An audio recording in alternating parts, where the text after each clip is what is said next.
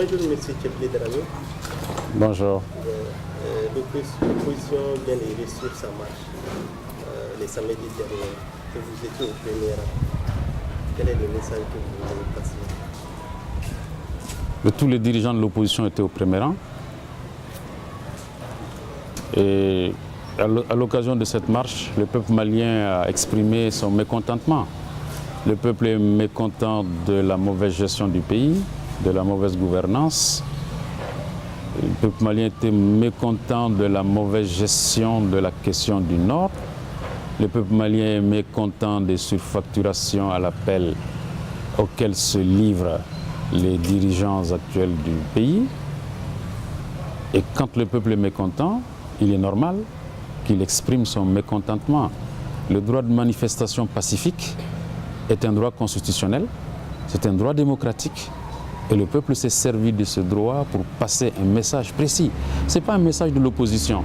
Ce n'était pas une marche de l'opposition. C'était une marche pour le Mali. C'est une marche de tout le peuple malien pour envoyer à ceux qui nous dirigent le message que tout le monde a entendu. Écoutez le peuple. Ne soyez pas sourds aux souffrances du peuple malien. Ne soyez pas sourds aux soupirs, aux gémissements des femmes du Mali. Ne soyez pas sourds à l'anxiété de la jeunesse malienne. Alors, j'espère que les dirigeants du Mali sortiront de leur surdité, sortiront de l'autisme, parce que l'autisme, c'est une grave maladie, c'est une maladie dangereuse. Alors sortez de l'autisme, entendez l'angoisse de la jeunesse du Mali. Entendez l'angoisse des femmes du Mali, entendez les cris de souffrance du peuple malien.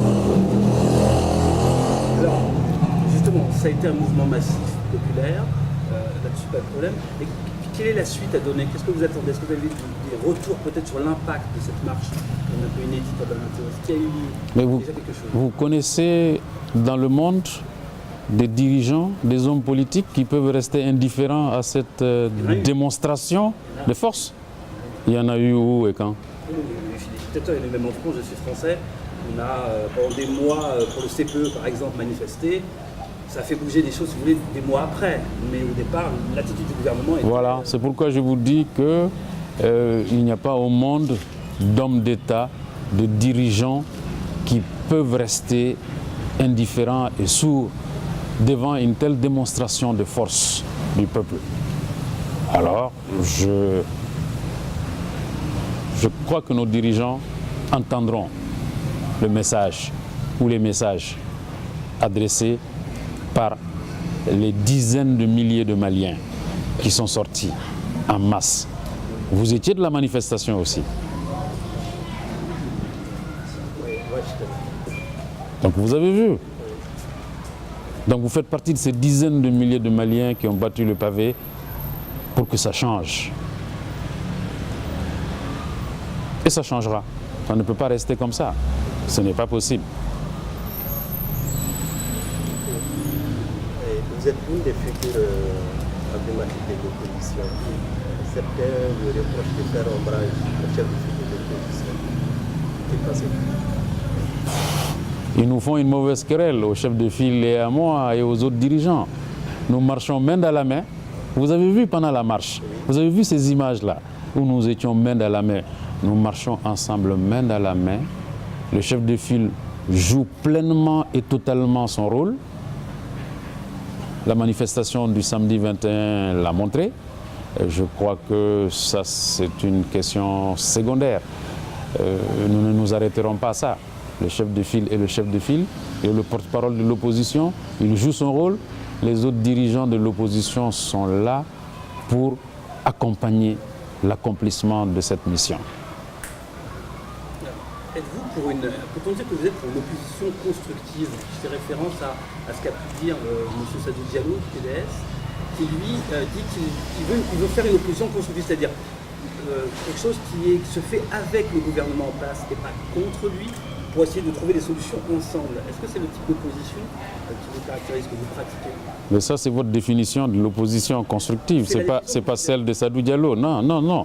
Sadou Diallo est un camarade et un ami. Il s'est exprimé dans la presse il y a quelques semaines. On a vu ce qu'il a dit. Mais c'est ce que nous faisons. Nous critiquons. C'est ça notre rôle d'opposant. Mais nous ne nous contentons pas de critiquer. Nous faisons chaque fois des propositions. Il n'y a pas de question sur laquelle il n'y a pas de proposition de l'opposition. Vous savez, quand nous critiquons les surfacturations, quand nous saisissons le vérificateur général pour qu'il fasse la lumière sur les conditions douteuses dans lesquelles certains marchés d'État se passent, c'est une contribution. Cela veut dire qu'il faut que l'État paye les véhicules à leur juste prix, que l'État paye les tracteurs à leur juste prix, que l'État achète les engrais à leur juste prix. Ça, ce n'est pas une proposition. Quand nous critiquons le gouvernement sur le Nord, vous pensez que nous ne faisons pas de propositions? Quand nous appelons à la tenue d'assises nationales, de concertation nationale parce que le pays est bloqué, que le processus de paix est dans l'impasse, quand nous demandons au gouvernement de respecter sa signature, quand nous disons qu'il faut tenir la conférence d'entente nationale pour que le pays puisse avancer, que nous sortons de l'instabilité,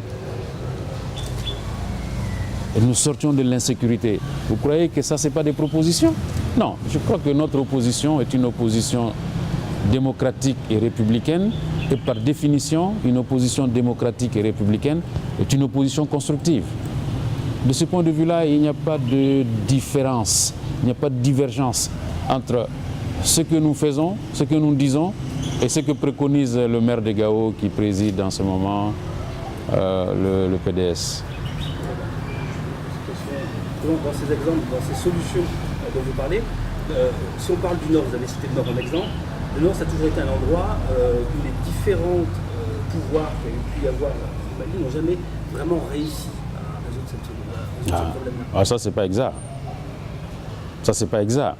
Quand il y a eu la révolution démocratique en mars 1991, les autorités de transition ont engagé des contacts directs de négociation avec les groupes rebelles d'alors.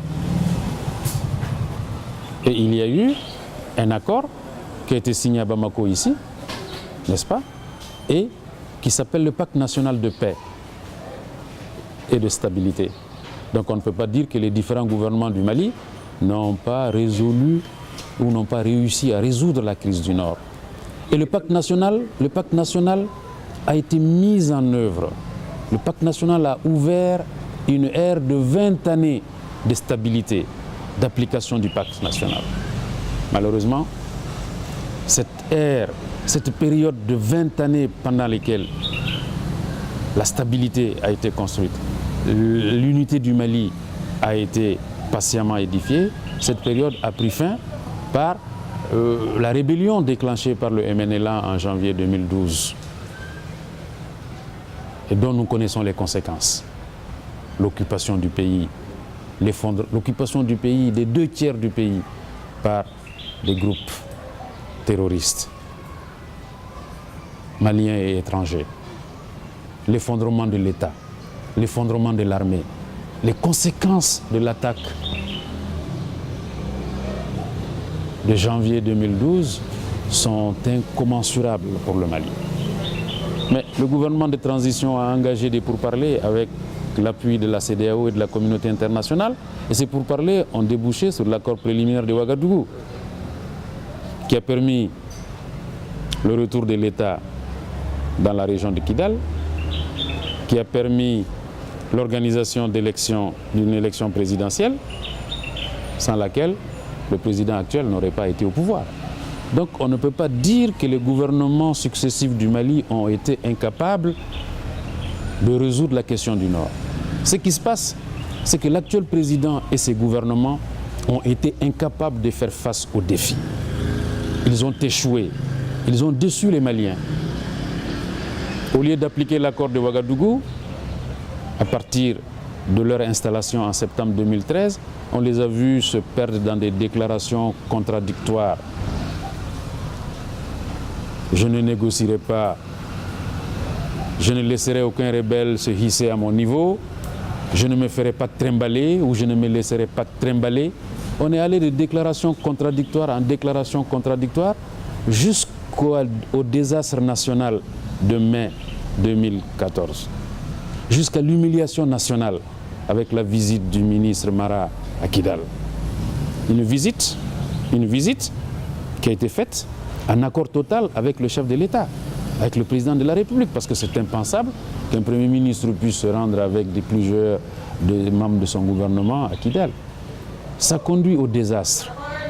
Et c'est à partir de ce désastre national, de cette humiliation nationale, que le gouvernement, que le président de la République ont accepté d'aller à Canossa. Parce que partir à Alger, dans les conditions de mai 2014, c'est partir à Canossa, dans un rapport de force défavorable, dans l'humiliation. Et l'accord d'Alger dont nous parlons aujourd'hui est l'enfant de ce rapport de force défavorable, et l'enfant de la visite désastreuse de Moussa Mara à Kidal, en mai 2014. Donc, il y a des réalités dans ce pays. Des gouvernements du Mali ont été capables de faire face à la situation au nord, d'apporter des réponses, de négocier des accords de paix qui étaient en faveur du Mali. L'accord préliminaire de Ouagadougou, c'était un accord en faveur du Mali. Il disait quoi? Que les rebelles qui voulaient l'indépendance acceptaient désormais le principe de l'intégrité du territoire et de l'unité nationale. Que des groupes qui étaient en accompagnement, en compagnonnage avec le terrorisme, se sont détachés du terrorisme. Ils voulaient créer un État théocratique au nord, ils ont accepté le principe d'une république laïque, démocratique et sociale. Et ils ont accepté également le principe du cantonnement de leurs troupes en vue de leur désarmement. Ils ont accepté que l'État revienne à Kidal, que le drapeau national flotte à Kidal. Vous l'oubliez, le drapeau national n'était pas à Kidal avant l'accord de Ouagadougou. Il n'y avait pas de gouverneur à Kidal avant l'accord de Ouagadougou. Il n'y avait pas de préfet à Kidal. Donc, il y a un gouvernement qui a négocié le retour de l'État malien à Kidal. Et puis, il y a un autre gouvernement qui est venu, qui a jeté tout ça à l'eau, qui a mis le feu aux poudres. Nous sommes dans cette situation-là. Donc, l'accord est signé depuis 1 an. Ce gouvernement traîne les pieds pour l'appliquer. Vous êtes d'accord ou pas que depuis 1 an que l'accord est signé, la situation au Mali d'ailleurs s'est aggravée, s'est empirée. Parce que nous avons un gouvernement qui n'est pas à hauteur de la mission, qui n'est pas à la hauteur de la tâche. Et quand nous disons ça, ils disent on fait des critiques, on ne fait pas de propositions. Mais enfin, nous ne faisons que des propositions. Et ces propositions, nous disons au gouvernement, mais enfin, réunissez les forces vives de la nation autour d'une même table pour une appropriation nationale de l'accord. Parce que s'il y avait eu cette réunion des forces vives, s'il y avait eu une appropriation nationale de l'accord, les difficultés que rencontre le gouvernement aujourd'hui à l'appliquer, il ne les aurait pas. Mais il y a des difficultés parce qu'il n'y a pas eu d'appropriation nationale de l'accord. Il n'y a pas eu d'appropriation nationale de l'accord. Des pans entiers du peuple malien ne comprennent pas l'accord ou rejettent l'accord. L'accord n'a même pas été amené devant la représentation nationale pour que les députés s'en emparent. Donc vous voyez que le gouvernement ne fait que commettre des fautes dans la gestion du dossier du nord du pays. Le gouvernement du président Ibeka ne commet que des fautes. Pas des erreurs, mais des fautes dans la mise en œuvre de l'accord d'Alger. Et c'est la raison pour laquelle nous sommes dans l'impasse. Même cette affaire des autorités intérimaires, vous voyez aujourd'hui que l'impasse est totale. La CMA et la plateforme se sont retirés du sous-comité politique et institutionnel de mise en œuvre de l'accord d'Alger. Nous sommes dans une grave impasse. Et pendant ce temps, chaque jour, le sang malien coule. Hier à Tombouctou, à un checkpoint, un membre des FAMA est mort. Hier dimanche, plusieurs blessés. Et une attaque dans le village de Tintelout, entre Tombouctou et Goundam, hier, dimanche. 22. Dans la nuit du 20 au 21 mai 2016, à Fatakara, dans la commune de Télé, à côté de Gundam, des individus armés sont venus attaquer. Un neveu du maire est tombé, il est mort. Je ne vous parle pas de ce qui s'est passé il y a une semaine, 10 jours, sur la route entre Gao et Gossi, où un colonel, un officier supérieur de l'armée malienne a perdu la vie. Et quelques jours après, c'est dans Gao qu'un commandant de l'armée malienne, médecin de surcroît, a été exécuté par des inconnus armés. Et au mois de février, c'est un des meilleurs officiers de l'armée malienne qui est mort à Tombouctou, le commandant Karim Niang. Mais enfin, le sang malien coule chaque jour, coule chaque semaine. Des civils tombent, l'instabilité est partout. Mais est-ce qu'il y a un gouvernement à Bamako pour prendre la mesure de la gravité de la situation? S'il y a un gouvernement, qu'est-ce qu'il fait? Il surfacture. Il passe son temps à augmenter un véhicule qui coûte 15 millions et acheter et payer et facturer à l'État à 50 millions. Mais c'est ça que fait le gouvernement de la République du Mali. Et c'est comme ça qu'on met les femmes en condition. Non, je crois que le pays a besoin d'une politique vigoureuse pour relancer le processus de paix. Et ce gouvernement n'en a pas. Ce mandat du président est un fiasco. Les 32 mois du mandat d'Ibeka sont un fiasco. C'est un fiasco de gouvernance, ça saute à l'œil nu. Mais c'est un fiasco démocratique. Qu'un gouvernement démocratique soit incapable de relancer un processus de paix et le mettre en œuvre, c'est une immense déception pour tout le pays. Alors ne disons pas que tous les gouvernements du Mali ont été incapables de gérer la crise du Nord. Non, il y en a eu. Alors, je prolonge cette question avec la souveraineté nationale qui n'est pas établie dans toutes les contrées du Mali. On l'a vu dernièrement, par exemple, avec l'événement à Kagréry, dans la région d'Opti en tout cas. On le voit souvent, vous l'avez rappelé, avec les différents attentats dans le Nord. Quelle solution faudrait-il pour que cette souveraineté nationale soit rétablie? Il faut un gouvernement qui soit conscient de la gravité de la situation, qui prenne la juste mesure des choses. Mais chers messieurs, il y a un moment, à Kidal, il y avait le drapeau national, il y avait un gouverneur, il y avait des préfets. Si on les a tués le 21 mai à Kidal, mais c'est parce qu'ils étaient là, les préfets et les sous-préfets. Et l'antenne de la radio et de la télévision du Mali avait recommencé à émettre et passer des messages en faveur de la réunification du pays. Et aujourd'hui, cette antenne de radio, si elle fonctionne, elle est au service des groupes qui, pour l'instant, n'ont pas accepté la réunification du pays, un an après l'accord. Mais enfin, il faut un gouvernement qui a conscience, qui a une claire conscience de la gravité de la situation du pays. Et il faut un gouvernement qui est capable d'entraîner le pays. Est-ce que vous voyez cela en place aujourd'hui? Le processus est en panne. Je vous ai dit, la CMA et la plateforme se sont retirés du sous-comité politique de l'accord de paix. Donc, il y a une impasse totale, il y a un immobilisme total.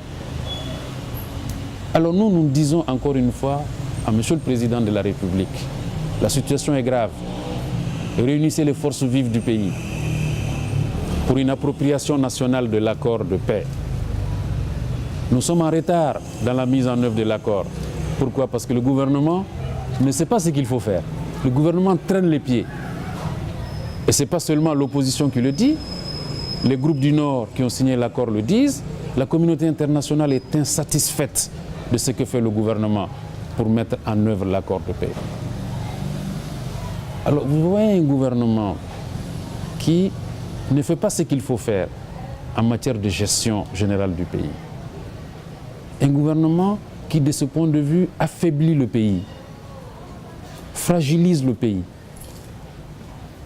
Le gouvernement d'Ibeka affaiblit et fragilise le Mali.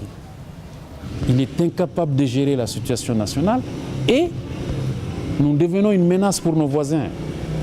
Ceux qui ont attaqué le Cappuccino à Ouagadougou au mois de janvier, ceux qui ont attaqué Grand Bassam il semble qu'ils sont partis du Mali, que ce sont des Maliens. Donc, vous voyez un gouvernement qui n'arrive pas à gérer sa situation intérieure, à stabiliser sa situation intérieure, mais qui exporte l'instabilité chez ses voisins. De ce point de vue-là, il y a une inquiétude à l'échelle de la sous-région. Et c'est pourquoi il est urgent de se ressaisir. Est-ce qu'on ne fait pas aussi de la crise, sur la période post-2012 que nous vivons?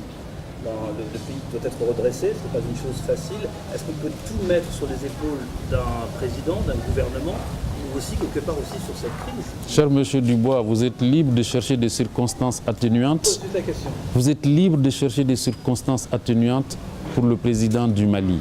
C'est pas mon rôle. Moi, je vous dis ce que nous, opposition, nous pensons. Moi, je vous dis ce que nous, opposition, nous aurions fait si le président acceptait d'écouter au moins cela. Et vous avez un président qui a été élu avec plus de 77% des votants et qui, le jour, 2 semaines après son installation, a été adoubé par toute la communauté internationale. Vous étiez à Bamako le 19 septembre 2013. La terre entière est venue célébrer le retour du Mali dans le concert des nations. La terre entière est venue célébrer la restauration de l'ordre démocratique et constitutionnel. Le Mali avait un immense capital de sympathie internationale. Où est ce capital de sympathie aujourd'hui? Fondu comme beurre au soleil. Ça ne devrait pas vous amener à vous interroger sur ceux qui sont en charge du pays. La crédibilité internationale du Mali a disparu. La crédibilité intérieure du pouvoir est totalement érodée. Vous savez, si cette crédibilité était là, vous n'aurez pas des dizaines de milliers de personnes dans les rues à Bamako samedi. C'est que le peuple malien est déçu. Mais j'ai l'impression que la communauté internationale est également déçue. Alors, s'il est pas temps de se ressaisir, cherchez toujours des circonstances atténuantes pour eux. Ils nous conduisent au mur. Alors, vous leur trouvez des circonstances atténuantes. Je reviens sur la mauvaise gouvernance. Les comités directeurs du parrainage viennent de faire des révélations sur cette mauvaise gouvernance, cette fois-ci dans plusieurs compartiments de l'État. Comment les parrainages font pour dénicher ces informations? Écoutez, vous n'allez quand même pas nous demander de vous dire comment nous faisons. Vous êtes journaliste. Est-ce qu'on vous demande comment vous faites pour faire vos enquêtes? Alors, ne nous demandez pas ça. Mais le plus important, c'est que le parrainage dit c'est toujours exact. C'est des recherches fouillées, objectivement fouillées. Et nous démontrons ce que nous disons. C'est ça qui est important. Mais alors, comment nous faisons? Mais est-ce que je vous demande comment vous faites pour confectionner mali.com? Mais le plus important, c'est exact ou c'est pas exact? C'est depuis le 17 mai que le parrainage a fait les dernières révélations, parce qu'il en fait depuis 2 ans et demi maintenant. Mais depuis le 17 mai, avez-vous entendu un seul démenti? Répondez, est-ce que vous avez entendu qu'on a dit ce point contenu dans le rapport non est inexact, il est faux? Moi, je les invite à le faire. Nous allons sortir le reste, parce qu'on n'a sorti que 10% de ce que nous savons sur ces sujets-là. Alors, on attend les démentis. Il n'y a pas de démenti. Très bien, vous allez sortir le reste, pour nous c'est quelque chose, une information qui n'est pas tombée dans le sourd. Mais quelle est la... Nous attendons le démenti. Nous attendons le démenti du gouvernement pour sortir le reste. Quelle est la stratégie du parrainage derrière ça, sortir justement ces malversations? Nous souhaitons que ce pays soit gouverné de manière correcte. Le peuple du Mali souffre trop. Notre peuple a payé un lourd tribut à la crise. Même la solidarité internationale, les peuples des autres pays sont accourus au chevet du Mali. Tout cela devrait nous amener à gérer bien notre pays, par respect pour le sacrifice que les autres consentent. Vous avez là, l'autre jour, 5 jeunes Tchadiens qui sont morts au Mali. En février, c'était des jeunes Guinéens qui sont tombés pour le Mali. C'est des Sénégalais, c'est des Cambodgiens, ainsi de suite. Mais le reste de la terre est solidaire du Mali. Et que fait le gouvernement du Mali face à ça? Vous ne croyez pas que par respect pour le sacrifice des jeunes des autres pays, par respect pour le sacrifice des jeunes du Mali qui tombent, les jeunes commandants dont je parle, les colonels dont je parle. Vous ne croyez pas? Le militaire mort hier au checkpoint de Tombouctou. Vous ne croyez pas que par respect pour le sacrifice de ces jeunes, nous aurions dû mieux gérer notre pays? Non? On fait les affaires comme d'habitude. Business as usual, comme disent les Anglais. Mais non, ça c'est... Nous devrions faire autrement. Ces révélations ont des impacts quelconques sur la gestion du pouvoir? Ah non, pas du tout. Ils n'ont pas encore tenu compte de ça. Sinon, on n'aurait pas déploré l'autisme. Nous disons que le président et le gouvernement sont atteints d'une grave maladie. Cette maladie s'appelle l'autisme. Vous n'entendez pas. Quand vous êtes atteint d'autisme, vous n'entendez pas. Vous ne tenez pas compte de ce que dit le peuple. Vous n'entendez pas compte, vous ne tenez pas compte de ce que disent les autres. Vous êtes dans la surdité et quelquefois dans la cécité. Nous souhaitons qu'ils sortent de cela. Et je crois que le peuple malien pense aussi qu'ils sont atteints d'autisme. C'est pourquoi il est sorti samedi, massivement. Et je pense, moi, qu'ils commenceront à écouter. Parce que le peuple est mécontent. Il ne faut pas qu'il soit fâché. Parce qu'il est mécontent, il exprime son mécontentement. Alors, si on n'en tient pas compte, le peuple va se fâcher. Et ce n'est pas bon qu'un peuple se fâche. Dans un article du 20 mai dernier, Jeune Afrique affirme que vous souhaitez reprendre un peu de recul et de liberté. Est-ce que Tchéblé Dramé est plus lasse de la politique malienne?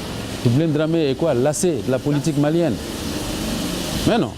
Mais comment on peut être lassé du service de son pays? Vous savez, nous sommes dans la lutte depuis l'adolescence. Ça nous a coûté la prison, la torture, l'exil, les méchancetés, l'hostilité incompréhensible. Alors, si nous devons être lassés, on aurait arrêté depuis longtemps, mais non. Le service du Mali vaut que nous continuions le combat.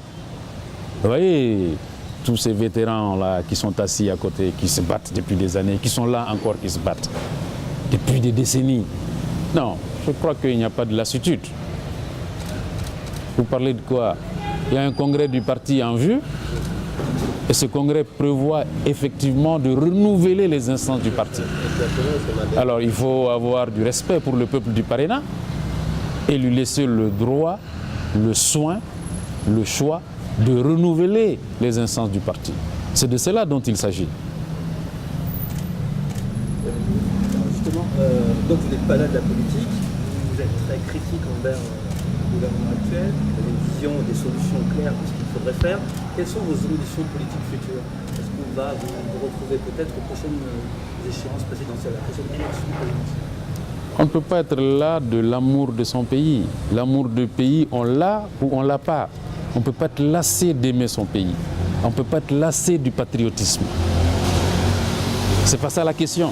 Maintenant, franchement, vous voyez dans l'état actuel se trouve le pays, un homme politique responsable s'amusait à parler d'élections de 2018, des candidatures à la présidentielle. Le pays est dans une impasse totale. Le pays est au bord du gouffre. Mais c'est ça l'urgence du moment, franchement. Vous nous voyez en train de parler de 2018 ou des candidatures? Comment pouvez-vous aider ce pays justement, en prenant part justement, vous-même vous impliquant politiquement? Non, on peut aider son pays chaque jour et nous aidons le Mali chaque jour. Chaque jour en étant vigilants sur les atteintes à la morale publique. Chaque jour en étant vigilants sur la gouvernance du pays. C'est ça, aider son pays. Et nous aidons notre pays chaque jour en faisant des propositions, comme nous en avons fait tout au long de cet entretien. C'est ça, aider son pays. Vous croyez qu'on est dans ce pays en proclamant ouais, je suis candidat et tout ce que je fais chaque matin, c'est parce que je pense à la candidature de 2018. Non, moi je dis, le pays est dans un état tel que les hommes politiques responsables doivent s'occuper de l'état actuel du pays. Et je ne suis pas sûr que ce soit bien pour notre peuple, respectueux pour notre peuple, de mettre son action publique et politique dans le cadre de la seule élection présidentielle ou dans le cadre d'ambition politique en 2018. Le pays a besoin de nous aujourd'hui. Que faisons-nous? Que proposons-nous pour en sortir? Quelle action posons-nous pour que le pays sorte, pour que le pays ne soit pas dans le précipice, dans le gouffre? Voilà la façon dont nous faisons la politique au Parrainat. Et heureusement que nous ne sommes pas seuls, c'est la façon dont nous faisons la politique à l'opposition. Votre dernier mot? Que le pays va mal, il va même très mal, et que les Maliens doivent conjuguer leurs efforts pour que le pays ne rechute pas à nouveau, que le pays ne retombe pas à nouveau dans le gouffre, et qu'il ne faut pas tourner le dos au Mali. Le Mali nous a tout donné. Ma génération à moi, les générations d'avant ont reçu tout de ce pays et de notre peuple. Nous n'avons pas le droit de tourner le dos aux Maliens, au Mali.